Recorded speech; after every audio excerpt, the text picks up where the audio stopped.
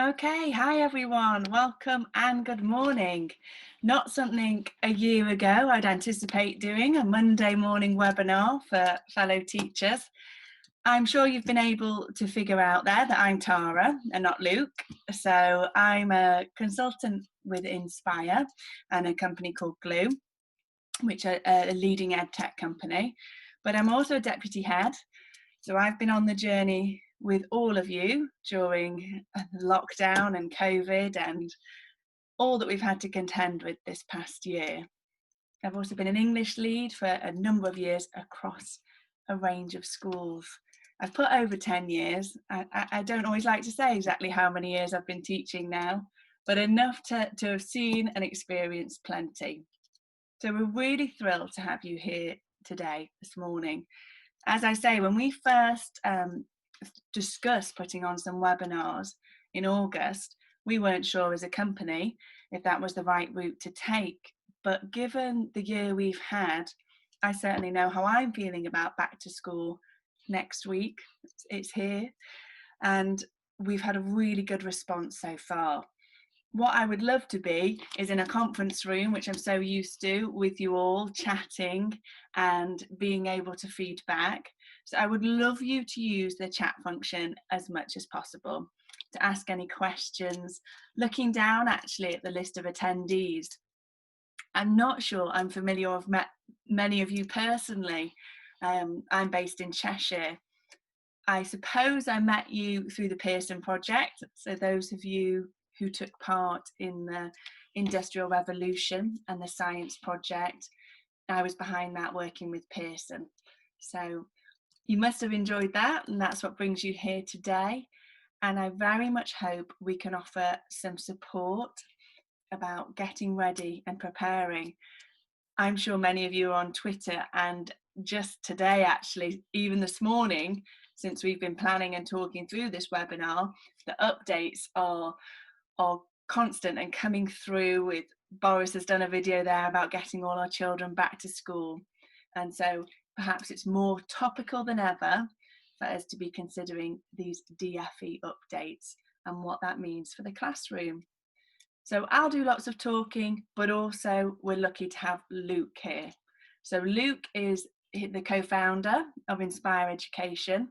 He's really the brains behind it all. He's superb, and perhaps he wants to come on, say hello and introduce himself. Hello everyone, good to see you. Thank you so much for joining in this webinar. Just answering just a couple of questions on the chat. This is about Inspire and how we can tackle some of those challenges with remote learning and when children, of course, go back to school.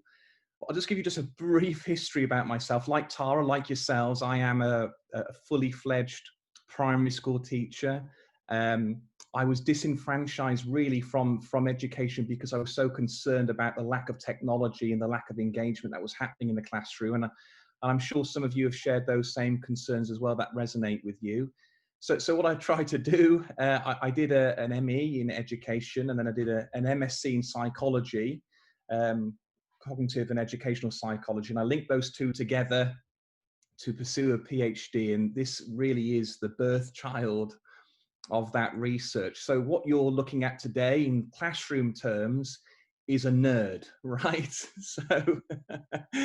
So what we're going to do is we're going to pass you back on to Tara, and we're going to show you really this great resource and how it can help these concerns that's happened through lockdown. So I'll pass you back on to Tara. Okay, Tara?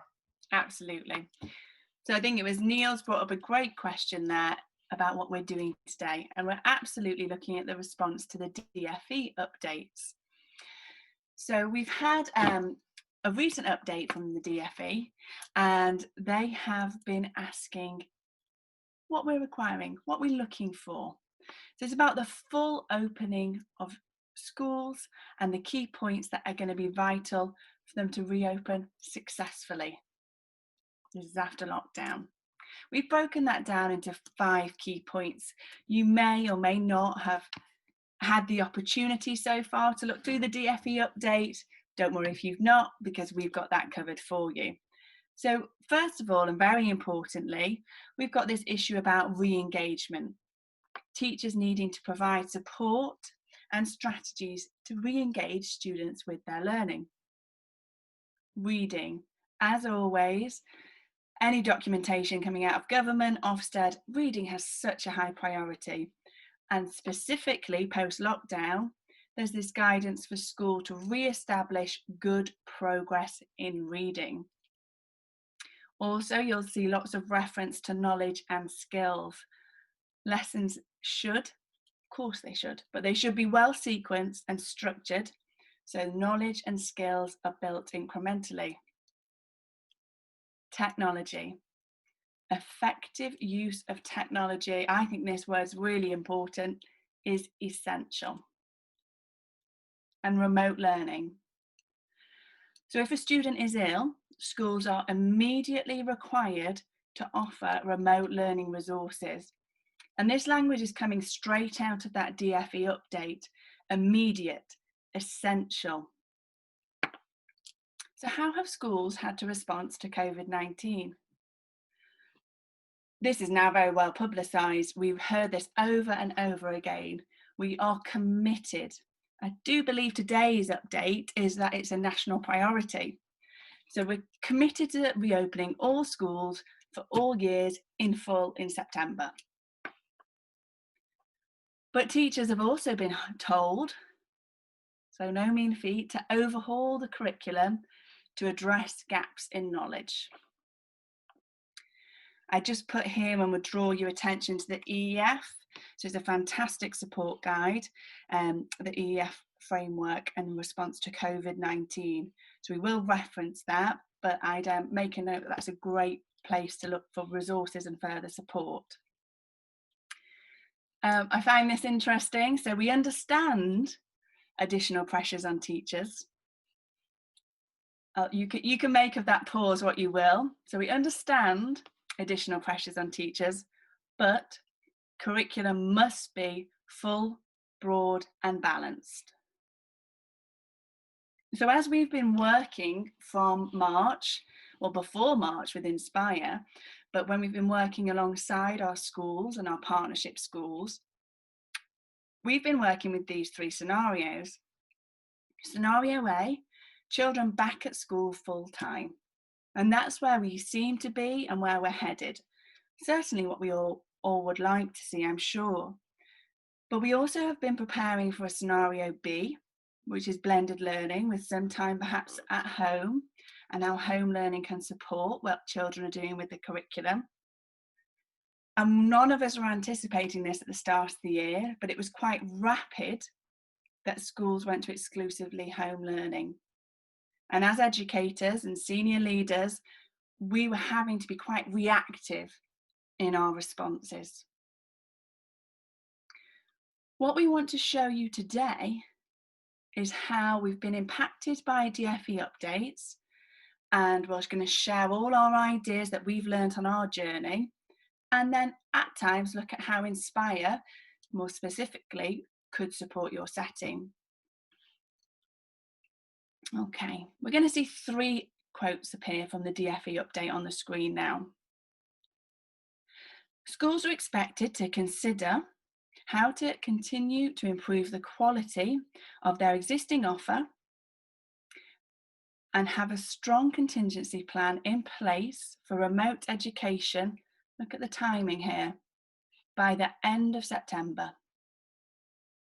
The curriculum sequence that allows high quality, online and offline, resources and teaching videos that's linked to the school's curriculum expectations, and give access to high quality remote education resources. You're all teachers. I'm going to highlight the buzzwords, but I bet you picked up on them straight away. So we see that high quality coming through. Reading between the lines, part of what I see here is yes, we didn't see this pandemic coming and we were reactive, what we were setting for home learning. Now we're getting into a 6th month.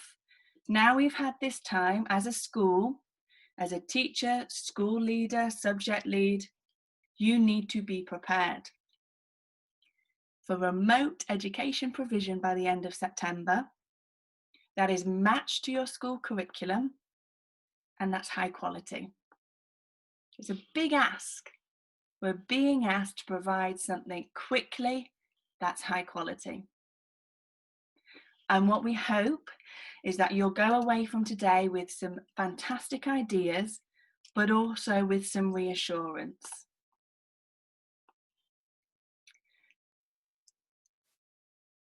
So I'm going to come to you now. I've already talked there for 10 minutes, and I'm sure that's time enough for now, and ask some questions. So we're going to do a quick poll and get everyone involved.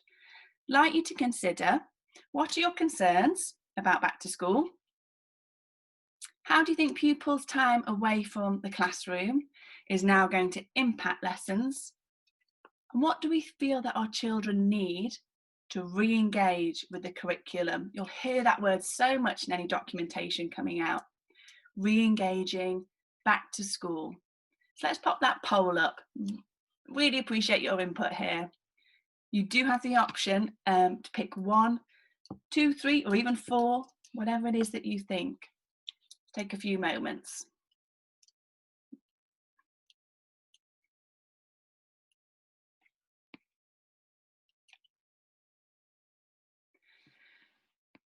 Just make sure you've got no problem. Sometimes the poll, if you click, it can disappear. So if you go down to the bottom of the screen and polling, it will pop back up. And if you scroll down for that 3rd question as well.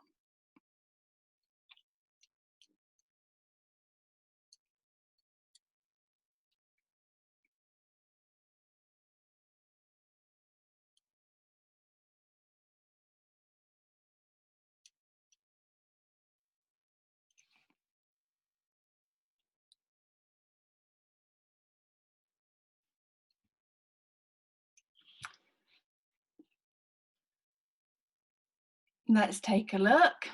It's interesting, isn't it?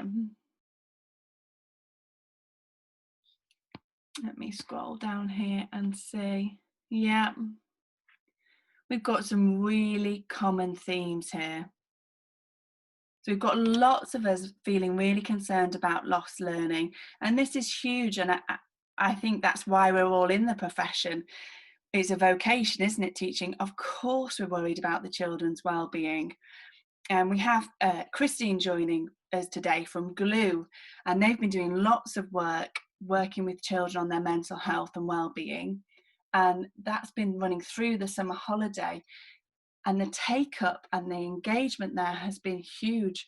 We've got to really think about what the impact's been for our children, but we have got 88% of us feeling really concerned about the lost learning. I mean, we are talking about getting close to half a year. We need to think what we can do and how we can support. Again, here on question 2, 63%, the majority of us, worrying about our pupils' mental well-being and their anxiety. In question 3, we're thinking about the contents and the sequencing. I actually agree with you all and think that perhaps goes back to that earlier point I made about us having to be quite reactive in March. Perhaps you were in settings that didn't have the correct remote learning resource. I can be honest, at my school we didn't have that. We had to move very quickly to develop any form of online learning for our pupils. So the well-sequenced content, we were striving to get that right, but it was difficult. So I can see that we've got really common themes running through that we'll help address today. Thanks for that, everyone. Okay. So I've got it here actually, just by my side. I can't claim to have finished the book just yet, but I would recommend it. Education with Purpose, Stephen Tierney. As I say, if any of you are on Twitter, I'm sure he'll be a bit of a go-to. It's not actually his quote though, but very early into his book, he referenced Vista. And I think we need to start here today. The point of education is that students learn something. They learn it for a reason, and that they learn it from someone. Education always needs to engage with questions of content, purpose and relationships. I think that last word is so incredibly key. It's about relationships. And what does that mean? They've missed us. They've missed the relationships with their teacher. The power of that pupil-teacher relationship, I think, is paramount. I've got a little boy here. He'll be 8 in January in year 2. I've been a terrible teacher. It's just not been the right relationship for myself and my son in home learning. The classroom, the school environment, the pupil-teacher relationship. We cannot lose sight of that. It's really important that that's going to be key to getting back in the classroom in September. So let's start. We've got 5 points to consider. Let's start with re-engagement. How do we reignite that relationship with our pupils and re-engage the children back in the classroom? Luke's going to take us through some of our findings and how we think Inspire can re-engage pupils. Thanks, Luke. Hey, thanks, Laura. So I'm just going to quickly just give a few facts, and then we're going to go through and solve some of these issues by showcasing some of the Inspire resourcing. But obviously, over the past 6 months, there's been a heavy raft of research. I'm just going to give some of the research to you to share some of the concerns that children are personally going through before they go back to school. We know, don't we, as teachers, that the educational gap between July and September is quite big. I mean, we don't need research for that. I mean, just the experience of being a teacher, you know, standards do drop from that 6-week period. And of course, there's lots of academic research that shows this.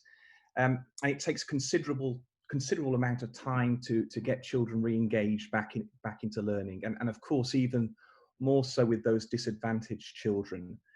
Now that's just 6 weeks. That's from the end of July to the beginning of September. Now Tara has made the point that these children have missed 6 months. 6 months of education has been lost. In fact, Forbes recently released an article and they explained that there is a concern that some children may never close the gap that they've lost in those 6 months. And we also know from lockdown, and again, you can just Google this, I think it was The Guardian that published this, that mentioned that sales of gaming in the last 3 to 4 months has increased by 200%, and children's average game time in certain demographics is up to 8 hours. So this is the life that many children have lived over the last 4 months in their houses, in their rooms, on online games. And I'm not suggesting that's with the people on the call today. I'm not suggesting that's a massive national crisis, but in certain demographics, that really is the case. The World Health Organization now has issued an ongoing pandemic in which children are now addicted to social media and games. Some of these children are at the age of 8 and they have an addiction. So we've got to try and re-engage these children into learning about the Egyptians, about the Amazon rainforests, about Queen Victoria. And the question is, how on earth in this new world, really, do we try and re-engage children into this? So I'm going to show you one scene that you've looked at, which is the great, the Industrial Revolution. Now, you can see straight away, isn't it? This is inviting children into their own personal world. It's something they're used to, isn't it? It looks a bit like a game, but it's not. Sitting underneath this is a catalogue, is massive amount of learning where they're looking at real content, real videos, real artifacts, in which the teacher does their job to deliver this content. You know, we're not replacing teachers. Teachers are the lifeblood of education, and they're the ones who are going to be delivering this amazing content to re-engage those children. And if I just go through a couple of scenes with you very, very quickly, you see each scene, this one, of course, Industrial Revolution, is highly researched. So what you're looking at would have been almost exactly what it had been like in the Industrial Revolution. So we've got our industrial area here with the factories behind, and then we've got our coal mining area here as well.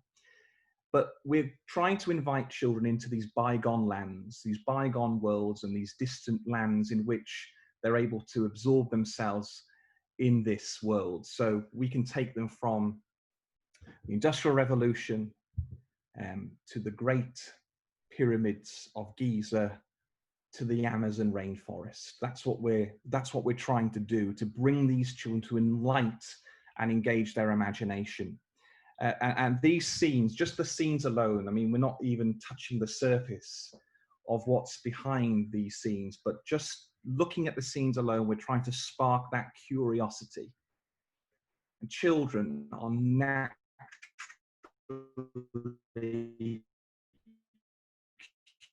curious.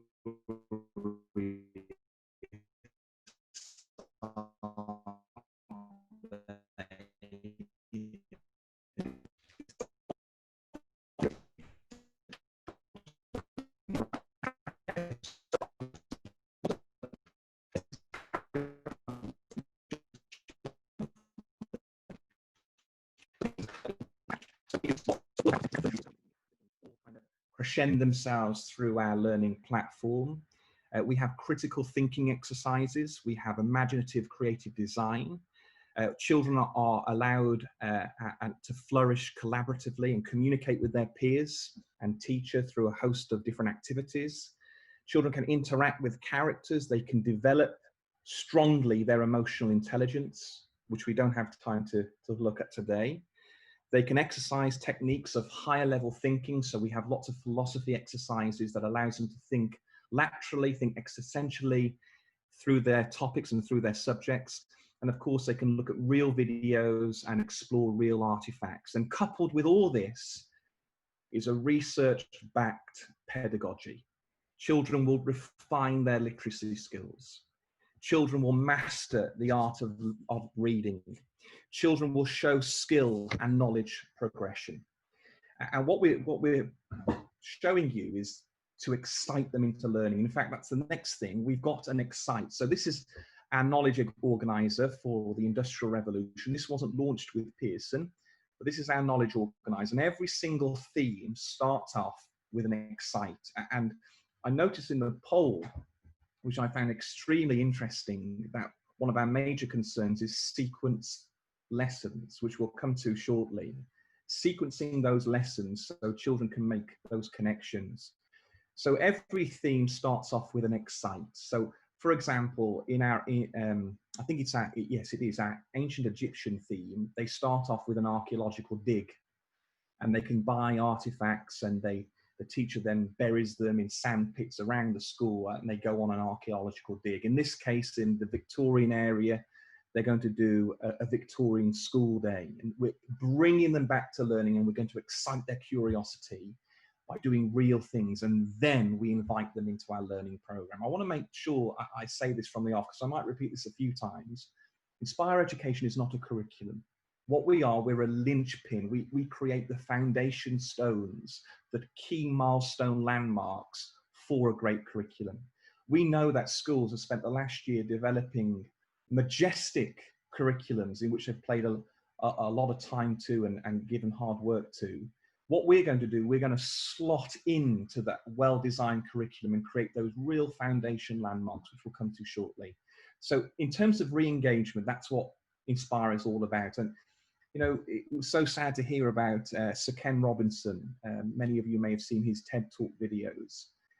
And Sir Ken's legacy was all about creating the right conditions for children to flourish.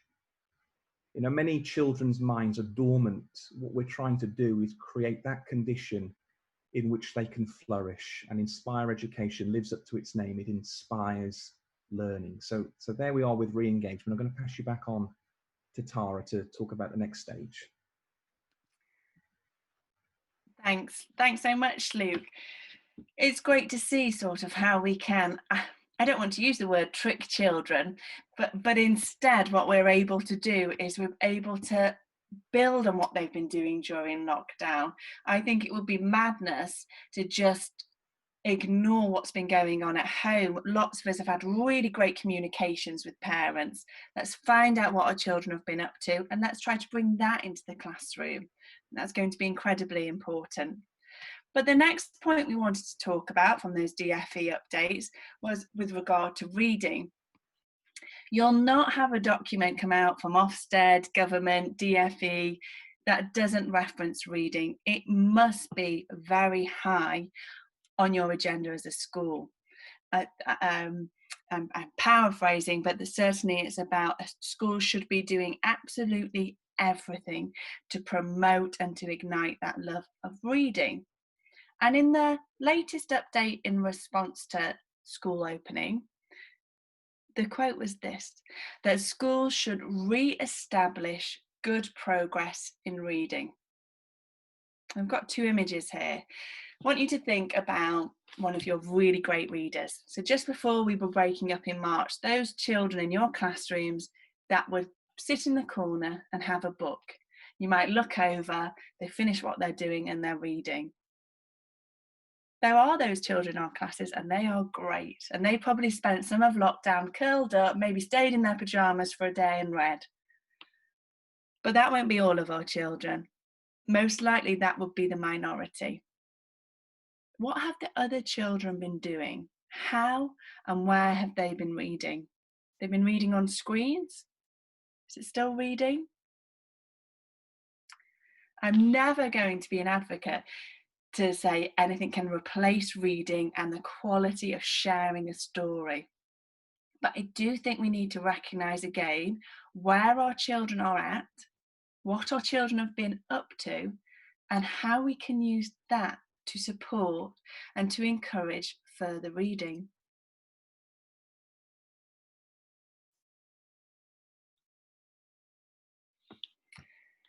I'm going to come back to you guys now and ask a question. But I want us to think very carefully about the wording I've put into this question, because we're going to think about reading in our schools, but I want us to think more specifically about reading across the curriculum. So no doubt reading, I'm sure, takes high priority, but that could be in guided reading. Perhaps you do text-based learning in English. The question here I'm asking is, on a scale of 1 to 10, how confident you feel that your school is prioritising reading across the whole curriculum. So maybe even think about your afternoon lessons, for example, your history or geography. Outside of English or guided reading, where does reading fit in your history lesson, in geography or science? And how confident do you feel that you could hit that DFE requirement, that you're making rapid progress, you're re-establishing reading across the whole curriculum? We'll have a little look and see how we're all doing on that. I think we get this so right in Key Stage 1 and early years. And that's been plugged for a long time. You know, we all know the importance of fidelity to a reading scheme down in Key Stage 1. And there's perhaps a phrase that as a teacher, as an English lead, has driven me mad over the years, free reader. And we have these children desperate to be free readers. And I think that sometimes that does our children a disservice. We need to ensure that our reading is carefully matched to our curriculum. It's interesting, we've not got anybody there about above 5 with confidence. And I did expect and anticipate that. If I'd asked you about your phonics teaching or reading in English, I'm sure that would have been very high. That's not where we're seeing the gaps nationally.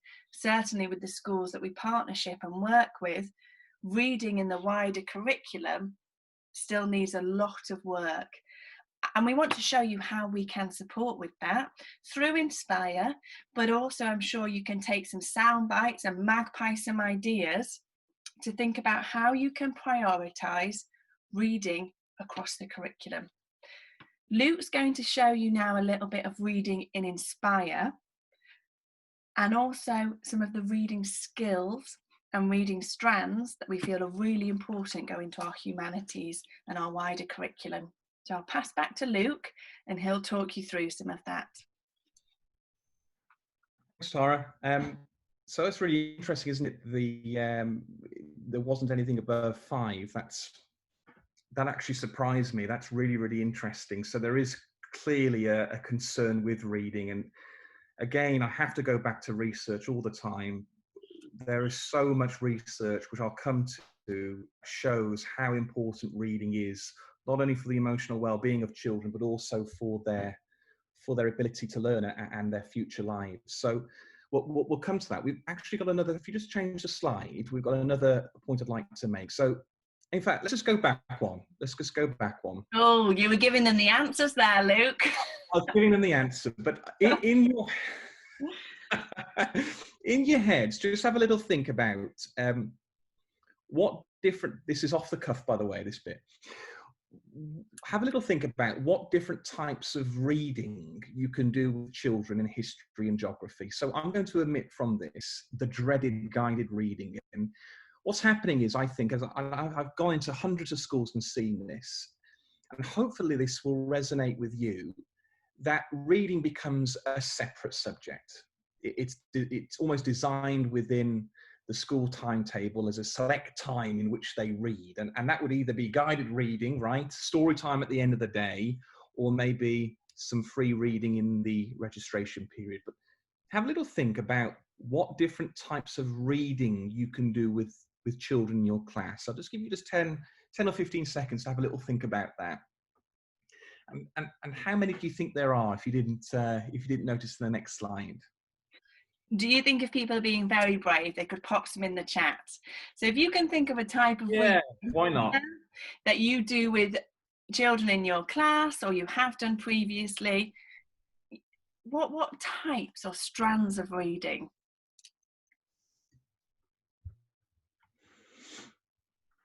It's feel a bit exposed there. It's not quite the same as just jotting it down on a post-it at a conference where no one can see. It's the big wide world popping it on the chat. Well, we'll go to the next slide. So if you go to the next slide, you'll see here that there are, well, 5 main types of reading strands. These are the main 5, and I'm sure there are many others that have kind of synonyms of the same theme. But there are 5 strands of reading that we embed into all of our lessons throughout the Inspire resource. And what we know is that children learn, of course, in different ways. And if they're going to learn in different ways, they're going to read in different ways. Many of us give maybe a shared read or an independent read. But depending on the lesson content, we think very carefully on what type of reading is suitable for the delivery of that lesson. So some children, of course, love to reciprocate, don't they? They love to share with their partner. They love to ask questions. Other children are more kind of introverted, aren't they? They like to do a closed read or an independent read on their own. And what we're doing is we're giving a mix of reading strands throughout our lessons. Now, I've got another poll here. Of those 5 reading strands, what strand do you think you share most often with the children in your class? So we should have another poll at this point. So the question is, what reading strand do you apply most often with your class? Now have a look at the definitions, because we may not know the words or the phrases, but we'll know actually what we do. So just have a little go at that. What reading strand do you apply most often? Yeah, 10 or 15 seconds to do that.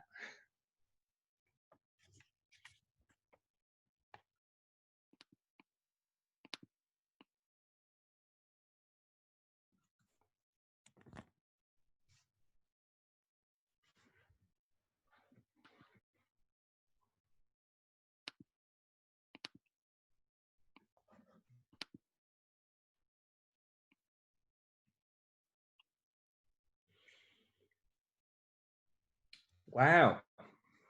Okay. So again, these polls are really interesting for us. So shared read, I predicted a shared read would be the most popular because that's what we tend to do at the end of the day, isn't it? We do a shared read with a class.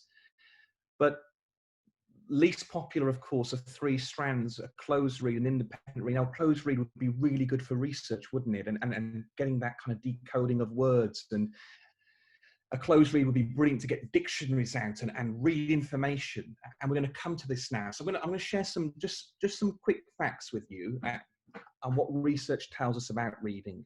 Yeah, So Luke, interestingly, jumping in there on the closed read, think about our end of Key Stage 2 assessments and how actually incredibly important that is as a skill in English and in using dictionaries and those skills. So it's interesting to see that we're not modelling and encouraging that in our history and our geography lessons, where we have this technical vocabulary, or tier 3 vocabulary as we often refer to, that's subject specific. It's actually the perfect opportunity where we've got children studying and analysing new words.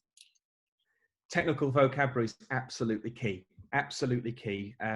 So we're going to come to technical vocabulary, but in 2016, right, the DFE launched an article that said that students are less able to learn other curricular subjects if they do not develop sufficient reading skills by the middle of primary school. That was released in 2016. In 2017, McGrain said and released a report doing research on thousands of schools across the world, stated that only 35% of 10-year-olds in England report that they like reading. 35% of children in England in 2017 liked reading, lagging behind countries like Russia, which is 46%, Ireland, 47%, New Zealand, 45%, and Australia, 43%. So we are way behind. We're in the 30%, where other countries are in the 40%. An article released in 2016 said at the end of education, reading skills from disadvantaged backgrounds are on average almost 3 years behind those from most affluent homes. So it's this idea of bringing those children up to the ability, the cognitive capability they're able to. They've got to enjoy reading. They've got to be engaged in the content. It's so often, isn't it, that we provide a book to a child and they're just disengaged. They've got to be engaged. And one thing we absolutely know for sure is that on online gaming, they are reading continuously. How often is it that you'll have a child who struggles with reading in the classroom, but they're able to reveal to you statistics on, I don't know, Match Attack cards, or Fortnite, or dare I say, Pokemon. They've read that information, right? And because they're engaged in that information, they have the ability to be able to understand this. And so what Inspire wants to do is get them engaged to read. And we believe that vocabulary is the key that unlocks knowledge. For 30 years, we've known since research began on reading that children need to be reading and understanding 3,000 new words every year from the age of 7. How on earth are children going to be exposed to 3,000 new words, right? And learn definitions of them and understand them? It has to be technical vocabulary. So when we invite them into ancient Egypt, they're understanding the word hieroglyphics. When we invite them into the ancient Maya, they're understanding temples. When we invite them into the Amazon jungle, they're understanding canopy and underlayer, because we're inviting children into new contexts where they can learn new vocabulary. And so why reading is so important within subjects like history and geography is because they're going to be exposing their minds to new words that unlocks knowledge, technical vocabulary. So I'm going to share my screen and show you how we do this really successfully. So if I share again, right, so we're on now the ancient Egyptian knowledge organizer. You'll see at the bottom, this is our higher tier vocabulary. This is the vocabulary children need to learn and understand and remember at the end of this unit of work. And I'm sure they'll understand many others, but this is your higher tier, your level 3 vocabulary. So they'll be able to give a definition of what a sarcophagus is. They might not be able to spell the word sarcophagus, but they'll understand what a sarcophagus is. And in that word sarcophagus is a raft of other vocabulary: tomb, mummifying, corpse, burial. So it's not just the word itself, it's a synonym and a dictionary and a lexicon of many other words that come alongside it. So that's our higher tier vocabulary right there. When I go on to the learning web, so one of our concerns was, of course, a sequence of lessons. So here's our sequence of lessons. And again, it's not a curriculum, it's the linchpin, it's the foundation, it's the key milestones of a learning sequenced lesson. So I'm going to go on to one of them. Let's go on to Howard Carter. He's a classic significant person in ancient Egyptians. So I go on Howard Carter here. Now, here's my lesson, and I can do this perfectly in remote learning. They've got to, parents have a lesson, right, that they can deliver, that can hopefully be guided by the teacher. We're focusing on vocabulary. Under every single lesson, we have the key vocabulary for this lesson. Now, remember, this is a history lesson. So in the history lesson, we're going to have historical vocabulary. I want to compare that to a geography lesson. So when I go to a geography lesson, let's go to the Valley of Kings. Here's our key vocabulary: coordinates, direction, map, grid, reference, Valley of the Kings. You will not find that vocabulary in a history lesson. So what children are able to do just by the vocabulary is identify what subject is being taught.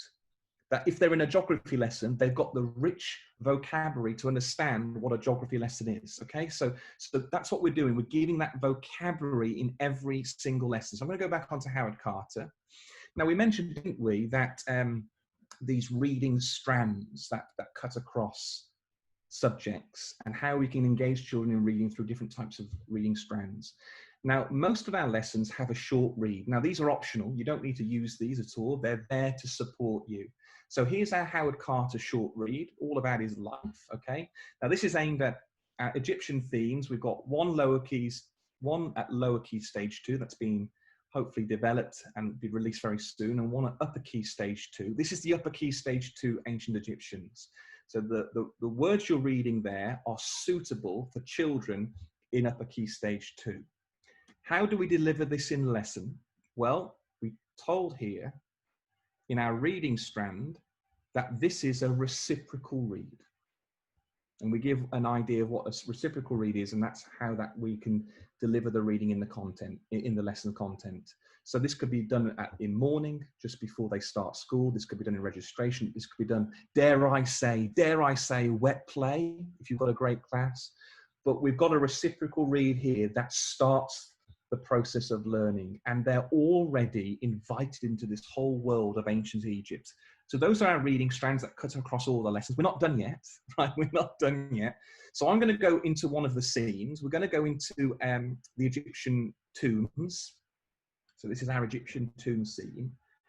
I think, Luke, whilst you're getting that ebook up to show how the ebook works with the focus on reading, it's about making it very clear that I feel this is one of the biggest gaps children will have had.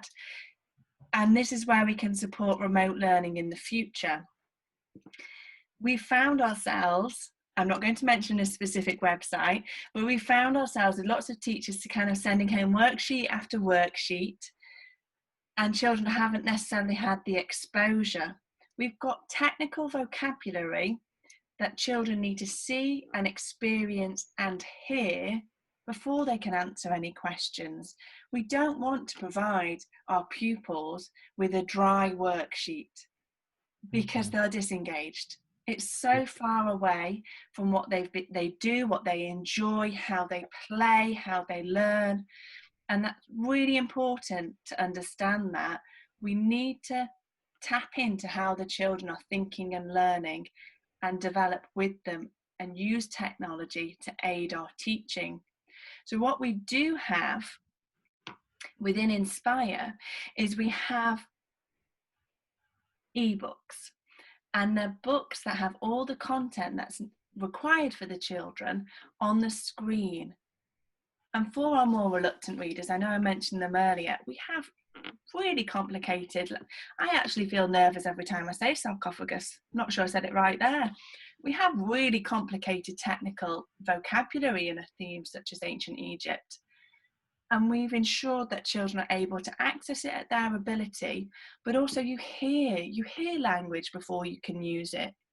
If I hear a new word said on a webinar at a conference, I might hear it, I might look it up on my phone, I might even play it to check I've got the pronunciation. It's really important about exposure to the correct vocabulary, and we have that sat in each of our themes. Ebooks that are audio, that can be adapted to suit the children's need, but also they've experienced the scene. So is the ebook that you're going to show here, Luke, did you say you're going to go into the tomb or mummification? Yeah, I am. What I'm going to do is I'm just going to stop sharing because I want the sound to come through on people's laptops. So I'm just going to share, make sure you can hear this. So if I share my screen once more. Yeah, great. So we're showing that really immersive environment. Yeah, exactly. So if I go back into this area and we provide free training that allows you to navigate your way around the site. Honestly, it's so easy once you get used. It's like riding a bike, isn't it? It's an old cliche, but it really is the same for this. So if I go on the curriculum reading area here, I've got, remember this is for upper key stage 2. So I've got stage 1, stage 2, stage 3. Essentially they mean easy, medium, hard, right? That's exactly what they are. So I'm going to go on to, let's go into the higher tier book. So stage 3, Egyptian tombs, and I can open this book on the screen for the kids, okay? But some of us, and I'm a typical criminal with this, we love to print out sheets. So if I click on the print out sheet here, everything's pretty much printable anyway. I've got this, and what it can be, along with all the short reads, you're building a portfolio of reading, and children can highlight the words, they can annotate, they can up level, they can do their own research. And what these reads do, they become a working document. So if they're doing Howard Carter, they've got that short read, and they can refer then to the main ebook, which is this here. It gives a kind of an overarching understanding of ancient Egypt. So I go through the book. I've got audio as well. So I'm going to play this audio to you, and I'd like to think in your minds. I was going to say speak to the person next to you. But I'd like you just to think in your minds why this audio book that runs alongside the text could be really useful for children who struggle with language. So I'm going to play this audio book to you. I'm just going to give you just 10 seconds to have a little think. Hopefully it'll come through.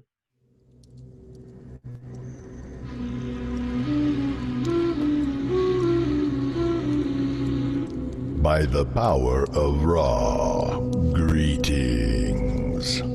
Deep within this great pyramid are dark and splendid rooms called tombs. These tombs are... Okay, very eerie. Okay, very eerie. Of course it's eerie. We're in ancient Egypt. It's not happy, is it? It's a very eerie time period. And the reason why I asked you the question, why would the audiobook be useful? There's a number of reasons. Number one, children get bored of our voices. Believe it or not, how often is it that when you're reading a story at the end of the day, you've got three kids looking at their feet? Nothing to do with you. You could be performing like Shakespeare. Problem is they've heard your voice all day. So it breaks down that monotony by giving a different voice. Secondly, research shows heavily that having music and sound effects allows children to recall easier. So if they hear a sarcophagus in this particular text, you hear the creaking sarcophagus open. When they mention the god Osiris, who was the god of lightning and the god of life, they hear the thunder break behind the music. The music itself is going to act as a narrative. Is it true? If you're anything like me, if I watch a film and then I listen to the music afterwards, I'm able to identify straight away which part of the film that music soundtrack comes into. It's because music is a narrative. And think of the inference you can get with this. You know, why is the voiceover speaking like that? What type of music? Why is the music like this?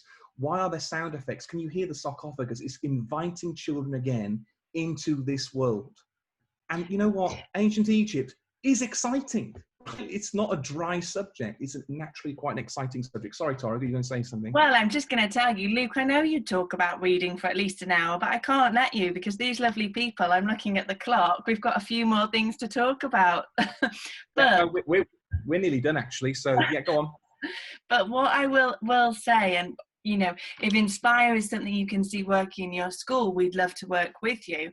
But if we just magpie some of the areas here that Luke's really brought to our attention, is it's about the experience alongside the text, the experience alongside reading. And I think when the DFE are asking us to re-establish this progress in reading, we need to reflect before we, as exhausted teachers, we will be, this is going to be difficult getting back to school, before we start planning our history, our geography, all our lessons and our themes, we need to think how we get the exposure to vocabulary, language, text, story. We must get that in there. And we have carefully thought that through with Inspire, and you can see that, but it's about planning, and that really takes us on to our next point. It was what you all were here and asked about. You're concerned about the sequencing and the knowledge and the skills. So I want to move on to that area now, as it's 5-2. Just 2 seconds. I just want to just quickly do that last poll. We've got one, and it'd be interesting to just see. Okay, sure. What skills? So in terms of reading skills, so you've got here at the end of each book, we've got meaning, retrieval, summary, and inference. These are 4 of our major skills. What skills or what skill is most commonly used in your classroom when you're delivering history, geography, or science? So that's the question, and then we'll move on to the next part. But I'd be interested to see what reading skills. So I'll just give you just 2 seconds to just have a go at that. I say 2 seconds, probably about 10.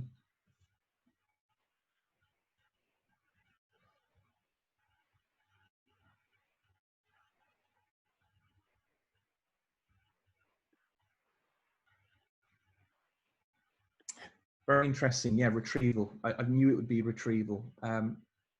We naturally teach off a PowerPoint and get them to recall. So the last thing on this point, at the end of each of our ebooks, we have inference, retrieval, summary questions. So if I go on one of these questions here, I've got here a load of questions I can challenge the children. They can do it on their own. They can do it in remote learning. They can print off the sheets and do a normal comprehension.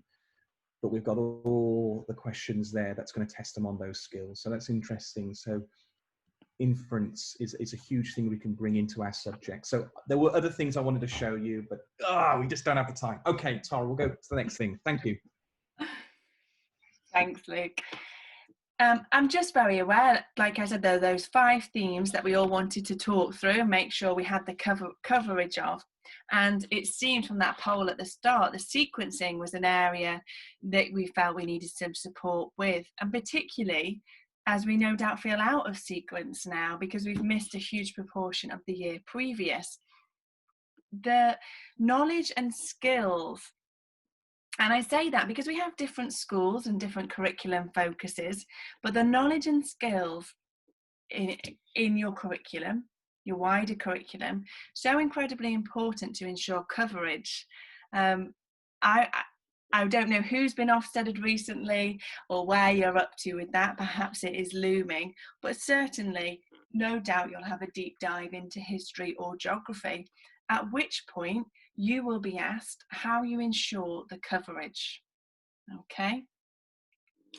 I'm gonna skip ahead of this, Josh, if that's okay, just because of where we're at with timing. I do guarantee both Luke and I could talk to you about reading in the curriculum for at least an hour, but I will make sure we cover all our key points. So that first quote about these high quality resources and teaching videos linked to your school's curriculum expectations, that's a big difference from the DFE that they've brought forward. You've planned a curriculum, no doubt, over the past few years. I quite often joke when I go into schools, we talk about the new national curriculum. It's 2014.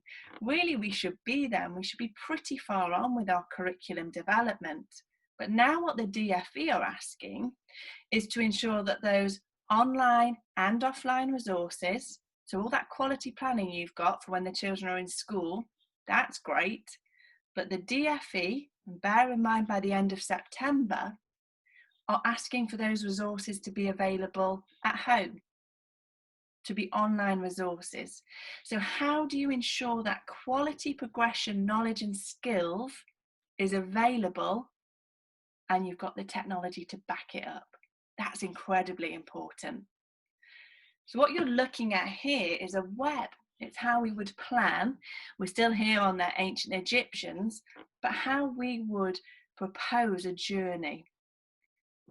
It's in your hands as class teacher, and that's what we like as a web, but we ensure the coverage is there. We have focused, and in some ways, as it is an Ofsted priority, we have been discussing history and geography. But if you take a moment to look at this web, we've worked with philosophy for children. You can see P4C lessons there. We have RE, PSHE, art, DT. And we have actually mapped out the knowledge and skills in every subject. I'm going to get Luke to just show you one of our grids and how we map out our historical knowledge and skills. And just, I suppose it's the reassurance that what we've done at Inspire is the hard work for you. So you can comfortably be reassured that the knowledge and the skills is there, but no school should have the same curriculum. If we were in a conference room and you turn to the person next to you and their school might be half a mile down the road from you, you should not have the matching curriculum. You should have the same knowledge and skills and progression, which is set by the national curriculum. That coverage is statutory. But how you personalise that for your school is up to you. And how you use that web, that linking web, that's on your class teaching. So you need that reassurance that the knowledge and skills is covered. We can offer that. And then you can craft the curriculum to your school setting, which will be different to any other school setting. So Luke, you could just perhaps very briefly talk us through how we've done that. I noticed the emphasis of very briefly.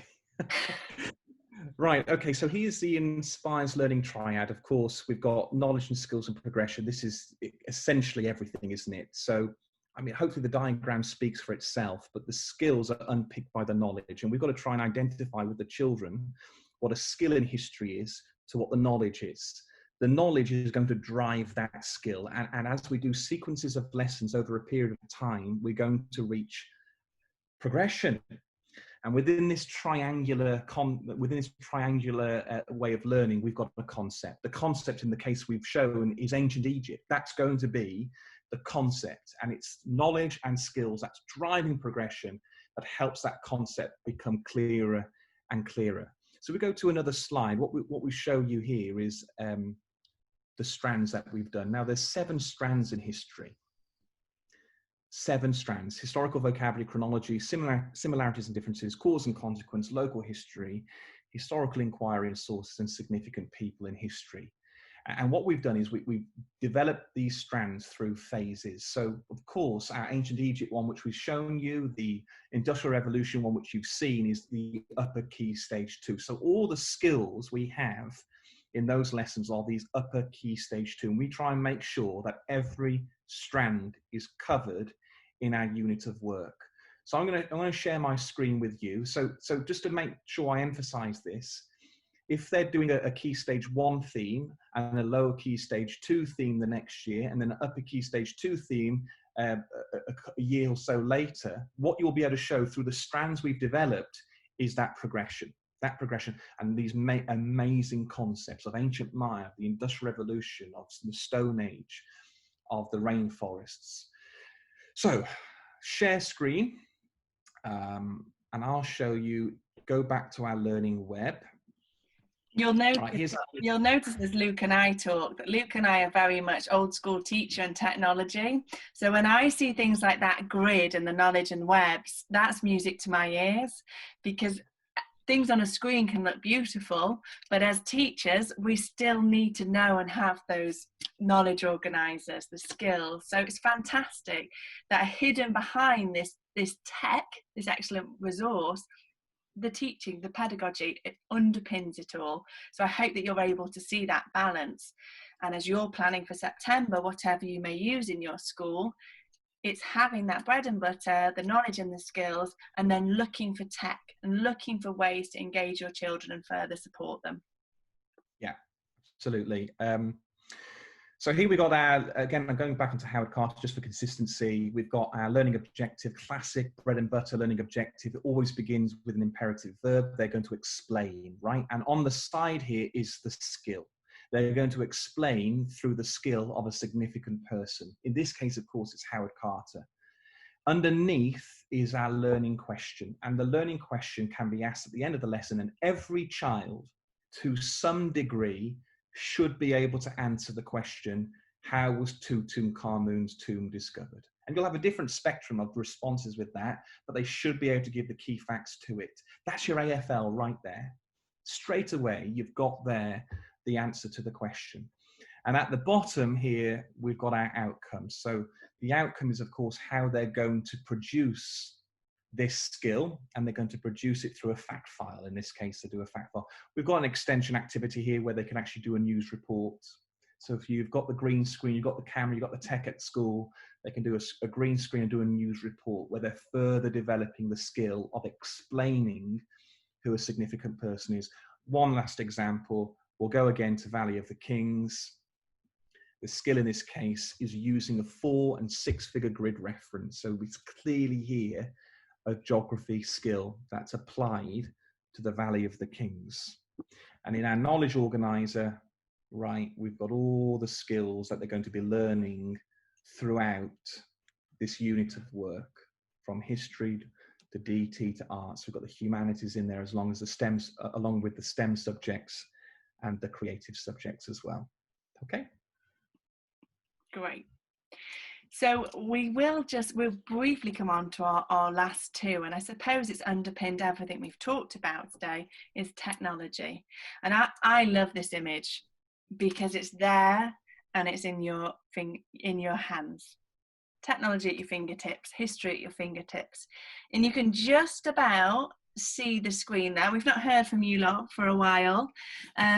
So in the chat, if you can just about zoom in and have a look at that. Where are we going to? Where are we going to in time to just have a look at one of our last few moments at some technology? Who thinks they can recognise and perhaps pop in the chat where it is we're going to go to? If you can't quite read this sign, got anyone being brave in the chat yet? I'll give you a clue. This is a bakery. It's a very important bakery. Yeah, there we go. Matthew's got it. We're going to London. Absolutely. Let's go. Wouldn't it be great if we could just, at the click of our fingers, head there? Now, I think back to being a newly qualified teacher in year 2. And when I was in year 2, I was doing the Great Fire of London. And I can picture sort of late nights, looking on the internet, searching, going round and round in circles, looking for resources, perhaps going back to the first one I found, because we want to engage the children. We want to use technology and engage them. Of course we do. I've been quite worried about our newly qualified and our recently qualified teachers during this pandemic. For many of them, they've missed a huge proportion of time with their children, time in the classroom. I want to show you how having a resource such as this, whatever resource you might use, whatever technology you might use in the classroom, can really help support the starting of a subject. I worked with a school last year who had Ofsted in, and one of the things Ofsted asked of the history lead was, if you have a newly or recently qualified teacher, what resources And they actually use the word scheme. What resources or schemes do you offer to ensure correct subject knowledge and correct curriculum content? Which I found very interesting, but that's Ofsted asking. So here I am, I've got my topic, we need to get to London. Luke, can you take me straight there? I can, Tara, and guess what? We don't need a time machine because they've not been invented, right? We can just use the Inspire resource. So here we go. So I can imagine my year 2 children, it's you know, that's where we teach it, isn't it? What can you see? What's going on here? Where do you think we are? Let's try to get our children thinking as historians. We're not giving them any of the information yet. We've shown you, so you know now that there are ebooks about this, lessons, a knowledge web, a knowledge organizer. That's all there. But forget all of that for a moment and just look at the scene. That's it. What we could glean from this with the children, so much information available. Also, we can have a listen. I wonder what it sounded like. Let's go back into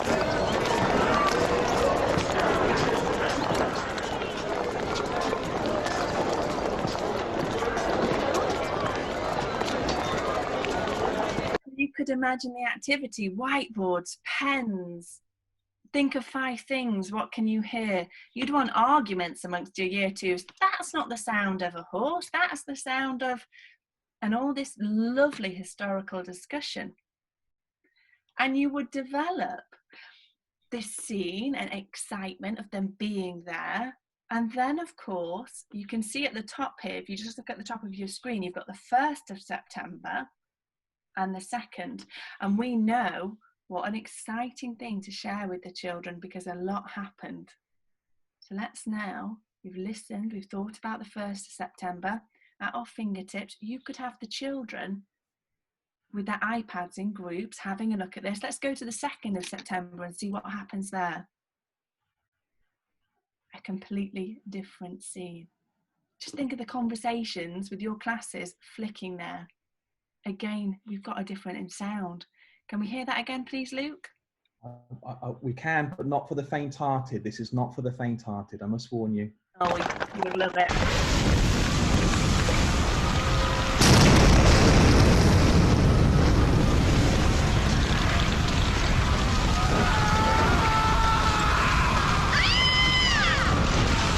And the squeals, and you could be acting it out. It's just super. It just gets the children really engaged. And, well, pardon the pun, but historically, anyone who's in the group who's taught year 2, very often towards the end of the year, you're trying to get the children doing diary entries. So if we go and we can see between Saturday the 1st and the 2nd, just having the scene there, and being able to have a diary entry on this day, all that work, listening to the music, imagining you're wandering the streets, versus the 2nd of September, the outcomes from those diaries would be superb because the children have been immersed. We've used technology to support our teaching. There's a huge misconception, and I think we're just about wrapping up now, but the misconception is that there's a battle. There's a battle between teaching and technology. Luke was talking earlier about the statistics about children spending their time in front of screens. We're in 2020. We need to recognise where we are. Let's embrace it. Let technology support your teaching and enhance your teaching. There's so much great stuff out there. So our final point was about remote education and remote learning. And at the start of the webinar, I highlighted this, particularly this contingency plan. So this DFE requirement, schools are expected to consider how to continue to improve the quality of their existing offer. So what we've all done in schools for the past year or so as we're developing our curriculums is great, but the DFE are asking that we have a strong contingency plan in place for remote education provision by the end of September. It's got to be there. We're being asked, it's a requirement and it's statutory. And I really hope that today, very grateful that you've joined us, has helped really get you thinking about what's happening in your school and about how you can further develop your online presence, your online curriculum, because we've got quite a small time frame really. We are still relatively in our infancy as a company, and we pride ourselves on developing our relationships, working with schools. We've recently been helping a school develop their curriculum, and we'd love to work and support any of you further. If you would like to get in touch, you can email us here. We've got Luke or myself, and we'll also email out a follow-up form. It's been great having you. Any questions, please pop them in the question box, and you can get back to your Monday now. I know it's August. I know it's the school holidays. We're very grateful you've joined us.